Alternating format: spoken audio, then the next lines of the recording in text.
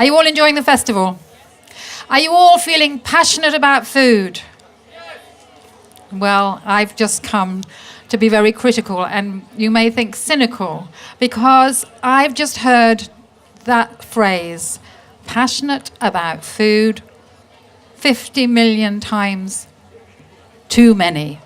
Have you noticed two people that are truly involved with producing food, both Ruths, never used the word once?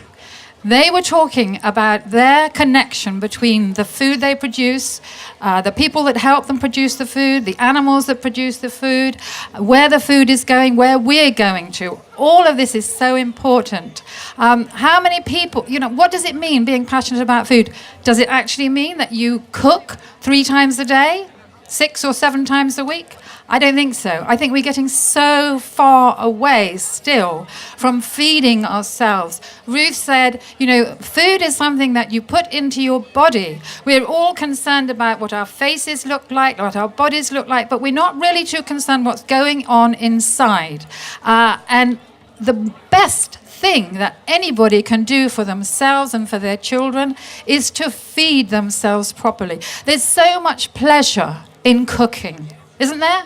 Who's a cook here? Let's talk about cooking. Who likes cooking and cooks regularly? Well done, all of you. So you're converts. I don't need to talk to you. But I don't want to be illogical. I don't want to say that you can't eat ready meals, that you can't have a takeaway. But that's a treat. You hear so much about, at the moment in the news, that advertising of fast food should be after 9 o'clock so that the kiddies can't see it. Actually, if you're going to have advertising on telly, it doesn't matter what time it is, because it's the adults. It's the adults that must take responsibility for their children. I have a cookery school, Abergavenny. It's sort of 7 miles vertically from here. And we do quite a lot in the community. And we do cooking. My 5 minutes up? Okay. We do cooking, and we do cooking with children. And the kids come and they make Welsh cakes, even little teeny weeny kids. And they come with their mums and dads, who are all quite young. And the mums and dads are as enthralled as the children are. And they say to me, I remember doing this with my granny. What does that mean? We've got 2 generations of people that are not cooking. Yes, we've got wall-to-wall cooking on television. It's becoming a spectator sport. It's becoming like football. We sit on the sofa, we watch all the cooks, we know so much. But are we truly feeding ourselves? Are we caring about the food that we buy? Don't go to the supermarket and fill your trolley. Walk to the supermarket, fill a basket and walk home. You'll soon cut your bills and you won't waste food.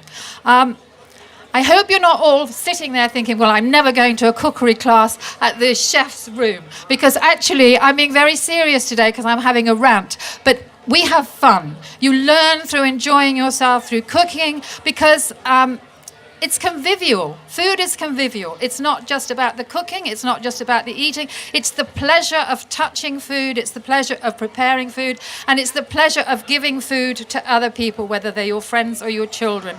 So please use that word less and buy more good food and do more cooking. And I'm going to come round and give out leaflets about the cookery school. And if you want to challenge me on that, please do.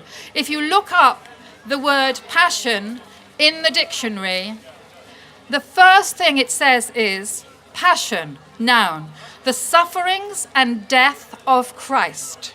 Serious stuff for a Sunday. It then goes on, a suffering or passive condition as opposed to action. So let's not be passive, let's stop talking and let's live food. Thank you. Well done.